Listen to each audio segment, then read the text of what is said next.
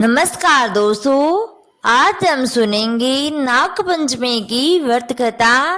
तो एक बार नाग देवता की जय हो बोलिए। भक्तों, नाग पंचमी का पावन पर्व नाग देवताओं की पूजा और आराधना का विशेष दिन माना जाता है। इस दिन श्रद्धालु नाग देवता की पूजा करते हैं और उनकी कृपा प्राप्त करने के लिए नाग पंचमी का व्रत कथा का श्रवण करते हैं।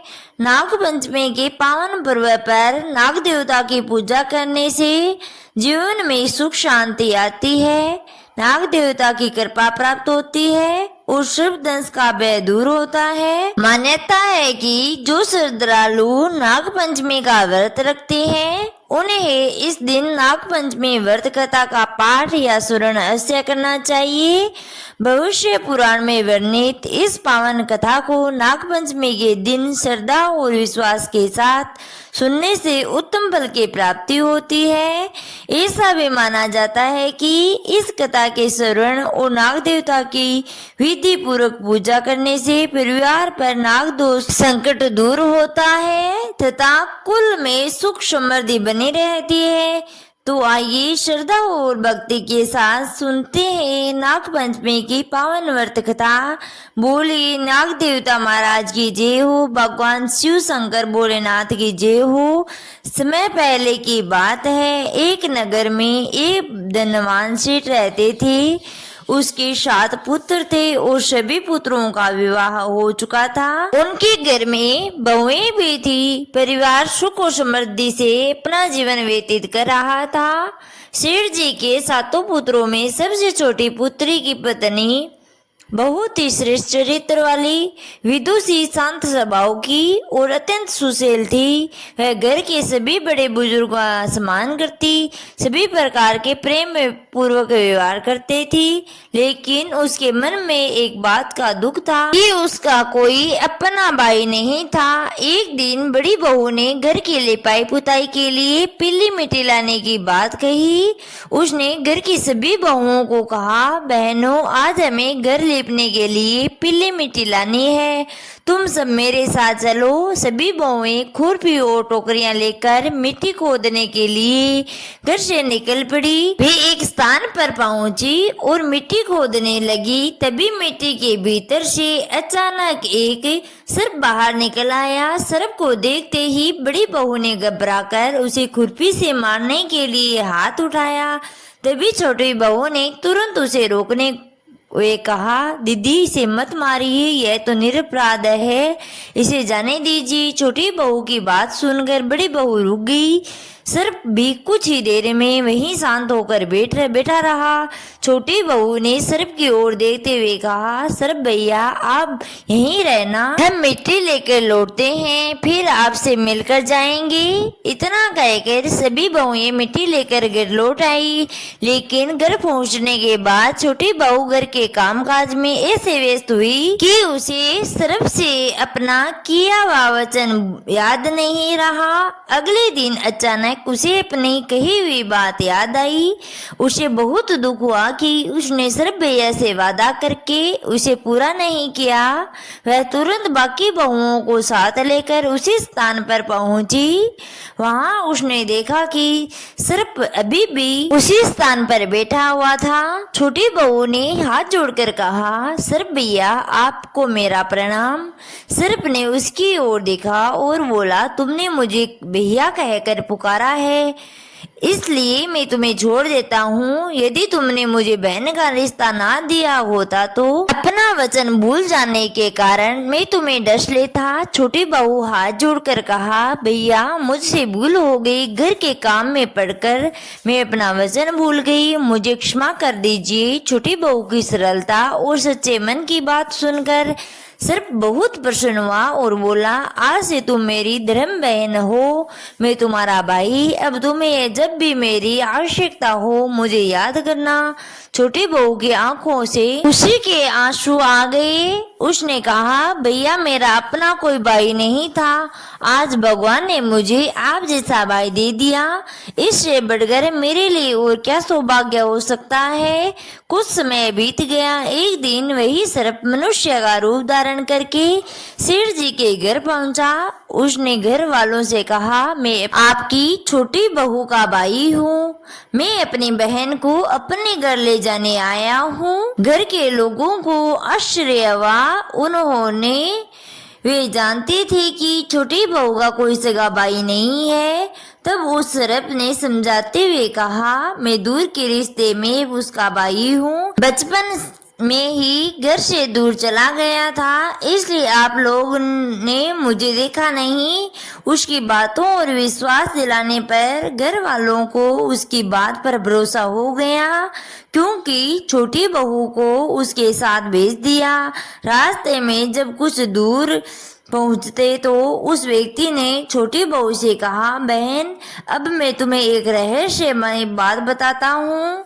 मैं वही सर्प हूँ जिसने तुमने एक दिन मिट्टी खोदते समय बचाया था, इसलिए तुम मुझे बिल्कुल मत डरना। जहाँ रास्ते में चलने में कठिनाई हो वहाँ मेरी पूंछ पकड़ लेना, मैं तुम्हें सुरक्षित अपने घर पहुँचा दूंगा। छोटी बहू ने अपने भाई की बात पर विश्वास किया और उसके साथ चलती रही। कुछ समय बाद वे उसके घर पहुंची।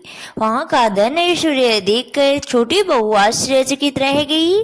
उसके भाई का घर बहुत सुंदर और समृद्ध था। कुछ समय बाद सर्प की माता ने छोटी बहू से कहा, बेटी मैं थोड़ी देर के लिए बाजार जा रही हूँ, तुम अपने भाई को ठंडा दूध पिला देना। छोटी बहू उनकी बात ध्यान से सुनी, लेकिन अनजाने में भूल हो गई। उसने अपने भाई को ठंडे दूध के स्थान पर गर्म दूध पिला दिया। गर्म दूध पीते ही सर्प का मुख बुरी तरह जल गया। यह देखकर उसकी माता बहुत क्रोधित हुई, लेकिन सर्प अपनी माता को समझाता है, माता बहन ने यह भूल अनजाने में हुई है, इसमें उसका कोई दोष नहीं। माता का क्रोध शांत हुआ। कुछ समय बाद सर्प ने कहा, अब बहन को उसके घर वापस भेज देना चाहिए। सर्प और उसके पिता ने अपने धर्म बहन को बहुत सा सोना, चांदी, जवाहरात, वस्त्र, आभूषण देकर प्रेम से उसके घर पहुंचा दिया। और छोटी बहू अपने ससुराल पहुंचती तो उतना धन देखकर घर की दूसरी बहुएं आश्चर्यचकित रह गई। बड़ी बहू के मन में ईर्ष्या उत्पन्न हुई। उसने कहा, तुम्हारा भाई तो बहुत धनवान लगता है, तुम्हें उससे और भी धन लेना चाहिए। बड़ी बहू की यह बात सर्प ने सुन ली। अगली बार उसने छोटी बहू के लिए सोने की अनेक वस्तुएं भेज दी। इतना ही नहीं, बड़ी बहू ने मजाक में कह दिया, अगर तुम्हारा भाई इतना ही धनवान है तो जाडू भी सोने की भेजनी चाहिए। सर्प ने अपनी धर्म बहन की लाज रखते हुए सोने की जाडू भी भिजवा दी। छोटी बहू के पास उसके सर्प भाई ने एक बहुत ही सुंदर हीरे मणियों से जड़ा अद्भुत हार भी दे दिया। उस हार की सुंदरता की चर्चा धीरे धीरे पूरे नगर में फैल गई, यहाँ तक कि उस राज्य की रानी ने भी उस हार के बारे में सुन लिया। रानी ने राजा से कहा, महाराज मैंने सुना है कि सेठ की छोटी बहू के पास बहुत ही सुंदर हीरे मणियों का हार है, वह हार मुझे चाहिए। राजा ने तुरंत अपने मंत्रियों को आदेश दिया, जाओ सेठ जी से वह हार लेकर आओ, महारानी उसे पहनना चाहती है। राजा का आदेश सुनकर सेठ की भयभीत हो गए। वे छोटी बहू के पास गए और बोले, बेटी महारानी ने तुम्हारा हार मंगवाया है, राजा का आदेश है इसलिए हमें हार देना पड़ेगा। छोटी बहू को यह बात बहुत बुरी लगी। उसे अपने भाई की याद आई और उसने मन ही मन नाग देवता को पुकारा, भैया आज मेरी रक्षा करो, रानी ने मेरा हार ले लिया है, ऐसा उपाय करो कि जब तक यह हार रानी के गले में रहे, तब तक वह सर्प बन जाए और मुझे वापस मिले, तब फिर से हीरे मणियों का हार बन जाए। अपनी धर्म बहन की पुकार सुनकर सर्प भाई ने उसकी प्रार्थना स्वीकार कर ली। जैसे ही रानी ने वह हार अपने गले में पहना, देखते ही देखते वह सर्प के रूप में बदल गया। रानी भयभीत होकर चीख उठी और हार को अपने गले में उतार फेंका। राजा को जब यह बात पता चली तो उसने तुरंत सेठ और उसकी छोटी बहू को राज दरबार में बुलाया। राजा ने क्रोधित होकर पूछा, बताओ तुमने इस हार पर कौन सा जादू किया है? छोटी बहू ने हाथ जोड़कर विनम्रता से कहा, राजन, मेरी कोई दुष्टता नहीं, यह हार मेरे भाई ने मुझे दिया है। मेरे गले में यह हीरे मणियों का रहता है, लेकिन किसी दूसरे के गले में पड़ते ही सर्प बन जाता है। राजा को उसकी बात पर विश्वास नहीं हुआ। उसने कहा, यदि तुम्हारी बात सत्य है तो तुम अभी इसे पहन कर दिखाओ। छोटी बहू ने भगवान और अपने सर्प भाई का नाम स्मरण किया और वह हार अपने गले में पहन लिया। आश्चर्य जैसे ही हार छोटी बहू के गले में पड़ा, फिर से चमकते हुए हीरे मणियों का हो गया। यह देखकर राजा की छोटी बहू की बात पर विश्वास हो गया। राजा बहुत प्रसन्न हुआ और उसने छोटी बहू को उसका हार वापस कर दिया। साथ ही उसकी सच्चाई और भाग्य से प्रसन्न होकर उसकी बहुत सी मुद्राएं भी पुरस्कार में दी। छोटी बहू अपना हार और राजा से मिले पुरस्कार साथ खुशी खुशी अपने घर लौट आई। उसके पास इतना धन देखकर बड़ी बहू के मन में फिर से ईर्ष्या उत्पन्न हुई। उसने छोटी बहू के पति से कहा, तुम्हें पता भी है कि तुम्हारी पत्नी के पास इतना धन कहाँ से आया है? कहीं कुछ गलत तो बात नहीं है? अपनी भाभी की बात सुनकर छोटी बहू का पति भी चिंतित हो गया। उसने छोटी बहू को बुलाकर पूछा। पति मुख से संदेह भरे शब्द सुनकर छोटी बहू बहुत दुखी हुई। उसने अपने सिर भाई को याद किया। उसी समय नाग देवता प्रकट हुए और छोटी बहू के पति से बोले, हे मेरे धर्म की बहन है, यदि तुम इसके चरित्र और आचरण पर संदेह करोगे तो मैं तुम्हें डंक दूंगा। इसने एक दिन मेरे प्राणों की रक्षा की थी, मैंने इसे अपनी बहन माना है। इसकी पवित्रता पर संदेह मत करना। नाग देवता की बात सुनकर छोटी बहू के पति भी अपनी भूल का एहसास हुआ। उसने हाथ जोड़कर नाग देवता से क्षमा मांगी, उसका विधि पूर्वक सत्कार किया। नाग देवता ने भी छोटी बहू को आशीर्वाद दिया। वहां से अंतर्ध्यान हो गई। मान्यता है कि उसी घटना के बाद नाग देवता को भाई मानकर उसकी पूजा करने की परंपरा चली।